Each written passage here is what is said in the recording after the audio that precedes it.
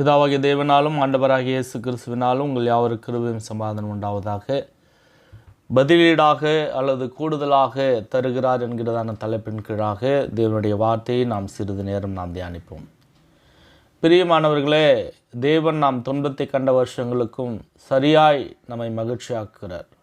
நம்ம நிறைய சூழ்நிலையில் துன்பத்தின் பாதையில் கடப்பதுண்டு, வேதனையின் பாதையில் நடப்பதுண்டு. அந்த காலங்கள் ஒருவேளை தொலைதூரமாக இருந்தாலும், இல்லை என்று சொன்னால் நீண்ட நாட்களாக நம்முடைய வாழ்க்கையில் அது சிக்கி கொண்டிருந்தாலும், அதற்கு பதிலாக தேவன் நமக்கு மிகப்பெரிய ஒரு ஆசீர்வாதத்தை, அதற்கு பதிலாக சமாதானத்தையும், அதற்கு பதிலாக நமக்கு ஒரு பேரின்பத்தையும் தேவன் அவர் கொடுக்கிறவராக இருக்கிறார்.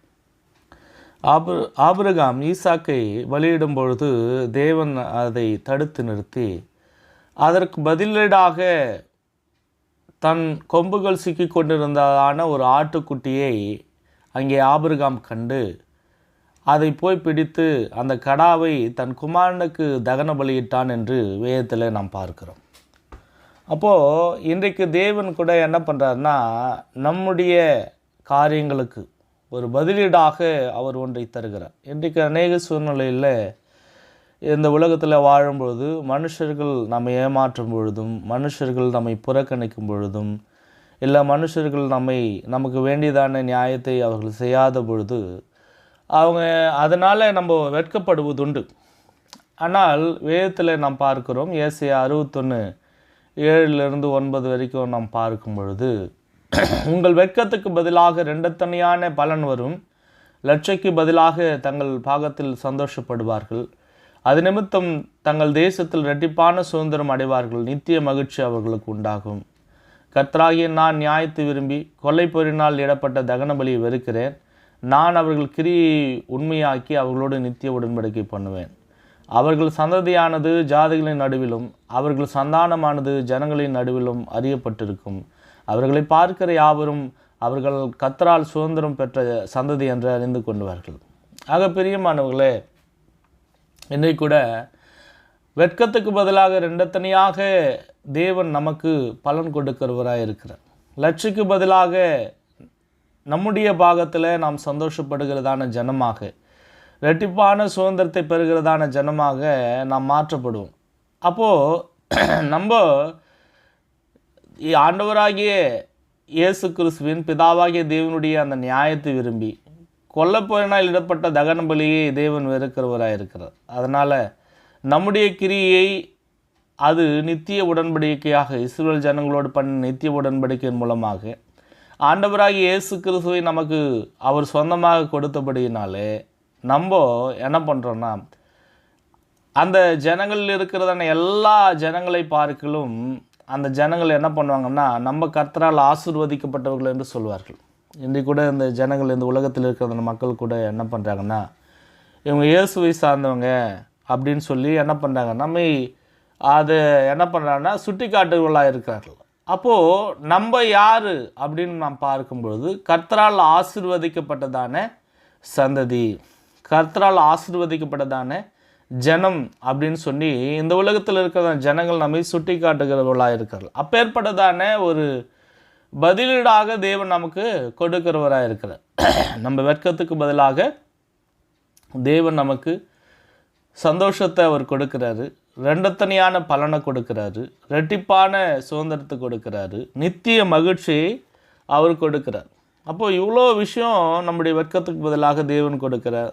அதனால் நம்ம கலங்க தேவையில்லை, தேவன் நம்மோடு இருக்கிறார் என்பதை நாம் புரிந்து கொள்ள வேண்டும். அது மாத்திரமில்லாமல் இந்த உலகத்தில் ஒரு மனிதனிடத்தில் நம்ம போய் ஒரு பிராதையோ ஒரு ரிக்வஸ்டையோ நம்ம வைக்கும் பொழுது அந்த மனுஷன் அதை கேட்க மாட்டான். ஆனால் தேவன் நம்முடைய ஜெபத்தை கேட்டு நமக்கு அதில் பதில் கொடுக்கிறவராக இருக்கிறார். வேதத்தில் நாம் பார்ப்போம், எபேசியர் 3:20 நாம் வேண்டிக் கொள்வதற்கும் நினைக்கிறதற்கும் மிகவும் அதிகமாய் நமக்குள்ளே கிரியை செய்கிற வல்லமையின்படியே நமக்கு செய்ய வல்லவராகிய அவருக்கு அப்படின்னு பார்க்கிறோம். இப்போது வேண்டிக் கொள்வதற்கு நினைப்பதற்கும் மிகவும் அதிகமாய் என்ன பண்ணுறார், தேவன் நமக்கு கிரியை செய்கிறவராக இருக்கிறார். ஆண்டவராகிய இயேசுவானவர் சபையிலே கிறிஸ்து இயேசுவின் மூலமாய் தலைமுறைக்கும் சதா காலங்களில் மகிமை உண்டாவதாக. ஆமென். ஆக பிரியமானவர்களே, தேவன் நமக்கு எல்லா சூழ்நிலையிலும் அவர் நமக்கு உதவி செய்கிறவராயும், நம்முடைய விண்ணப்பத்தை அவர் கேட்கிறவராயும், நமக்கு ஆறுதலை கொடுக்கிறவராயும் இருக்கிறார். நம்ம வெட்கத்துக்கு பதிலீடாக ஒன்றை கொடுக்கிறார். நம்முடைய ஜெபத்திற்கு பதிலாக என்ன பண்ணுறாரு, நமக்கு தேவையான நன்மையை, ஆசீர்வாதத்தை அவர் கொடுக்கிறார். நம்ம கேட்கிறதற்கு உண்மை, நம்ம வேண்டிக் கொள்வதற்கு உண்மை, நம்முடைய தேவைகளை நம்ம நினைக்கிறதற்கு உண்மை, நம்முடைய தேவைகளை அவர் அறிந்திருக்கிறவராக இருக்கிறார். அதனால் நமக்கு தேவன் என்ன பண்ணுறது, அநேக நன்மைகளை, ஆசீர்வாதங்களை அவர் கொடுக்கிறவராக இருக்கிறார். உபாகம் 30:3 நாம் பார்க்கும் பொழுது, உன் தேவனாய் கர்த்தர் உன் சிறையிருப்பை திருப்பி உனக்கு இறங்கி, உன் தேவனாய் கர்த்தர் உன்னை சிதறடித்த எல்லா ஜனங்களிடத்திலும் இருக்கிற உன்னை திரும்ப சேர்த்துக்கொள்வார் அப்படின்னு பார்க்கிறோம். இப்போ இஸ்ரவேல் ஜனங்களுக்கு இவ்விதமான ஒரு வாக்குத்தத்தத்தை கொடுத்தார். அவ்விதமாக ஆண்டவராகிய இயேசு கிறிஸ்து மூலமாய் நமக்கும் பெரிய வாக்குத்தத்தனான நித்திய ஜீவனை அளிப்பேன் என்கிறதான ஒரு வாக்குத்தத்தம். அந்த நித்திய ஜீவன் தான் நமக்கு ஆண்டவராகிய இயேசு கிறிஸ்து மூலமாய் முழுமையாக கிடைக்கிறது.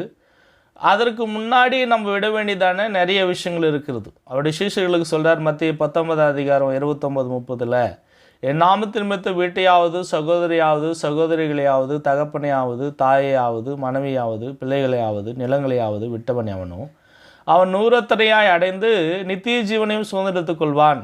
ஆகிலும் முந்தினோர் அநேகர் பிந்தினோராயும், பிந்தினோர் அநேகர் முந்தினோராயும் இருப்பார்கள். அப்போது இயேசு கிறிஸ்துவனுடைய நாமத்தின் நிமித்தம் நம்ம எதெல்லாம் விட்டு கொடுக்குறோமோ அதையெல்லாம் என்ன பண்ணுறாரு, அவர் 100 அடைந்து நித்திய ஜீவனையும் அவர்கள் சுதந்திரத்துக் கொள்வார்கள் என்று பார்க்கிறோம். ஆக பிரியமானவர்களே, தேவன் என்ன பண்ணுறாரு, நம்முடைய வெட்கத்துக்கு பதிலாக சுதந்திரத்தையும் இரட்டிப்பான் நன்மையும் அவர் நமக்கு கொடுக்கிறவராக இருக்கிறார். நம்முடைய சிறையிருப்பை அவர் மாற்றுகிறவராக இருக்கிறார். இந்த ஜனங்கள், இவர்கள் தேவனுடைய ஜனங்கள் என்று சொல்லும்படிதானே ஒரு ஆசீர்வாதத்தை, நம்ம கர்த்தரால் சுதந்திரத்தை பெற்றதான சந்ததி என்று ஜனங்கள், இந்த உலகத்தில் இருக்கிற மக்கள் சொல்லும்படிதான ஒரு ஆசீர்வாதத்தை அவர் கொடுக்கிறவராக இருக்கிறார். அது மாத்திரமல்லாமல் கிறிஸ்துவனுடைய நாமத்தின் நிமித்தம் கிறிஸ்துவுக்காக நம்ம எதையெல்லாம் விட்டு விடுகிறோமோ அதையெல்லாம் 100 நாம் அடைந்து நித்திய ஜீவனை சுதந்திரத்துக் கொள்ளக்கூடியதான ஒரு ஸ்லாக்கியத்தை ஆண்டவராகி இயேசுவானவர் நமக்கு கொடுக்கிறவராக இருக்கிறார்.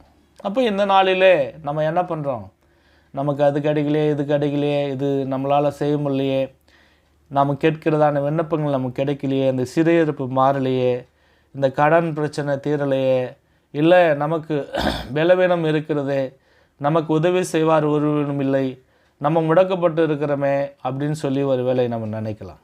ஆனால் தேவன் செய்ய நினைத்தது ஒரு நாள் ஒருபோதும் தடைபடாது என்று பார்க்கிறோம். என் நாமத்தினாலே அவைகளையெல்லாம் கேட்பீர்களோ அவைகளையெல்லாம் நீங்கள் பெற்றுக்கொள்வீர்கள் அப்படின்னு ஆண்டவராக இயேசுவானவர் சொல்லியிருக்கிறார். அதனால் பிரியமானவர்களே, தேவனுக்கு ஒப்பு கொடுப்போம். தேவன் நம்முடைய வெட்கத்துக்கு பதிலாக 2 பலனை, லட்சைக்கு பதிலாக நம்ம பாகத்தில் சந்தோஷப்படக்கூடியதான ஒரு சூழலை தேவன் நமக்கு கொடுப்பார். தேவன் தாமே இந்த நாளை ஆசீர்வதித்து நமக்கு பேரின்பத்தையும் சமாதானத்தையும் இரட்சிப்பையும் சுதந்திரத்தையும் அவர் கொடுக்கிறவராக இருக்கிறார். இந்த நாளில் சந்தோஷத்தோடு கடந்து செல்வோம். தேவன் தாமே இந்த நாளை ஆசீர்வதிப்பார்கள்.